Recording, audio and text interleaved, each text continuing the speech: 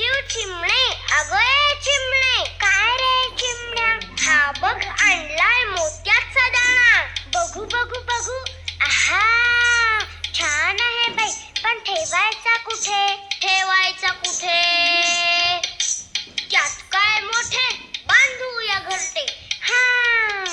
झाडाच्या फांदीवर बांधूया छोटे घर, चला चला लवकर काम करू बरोबर, मी आणते कापूस, मी आणतो काड्या, मी आणते गवत, मी आणतो दोरा,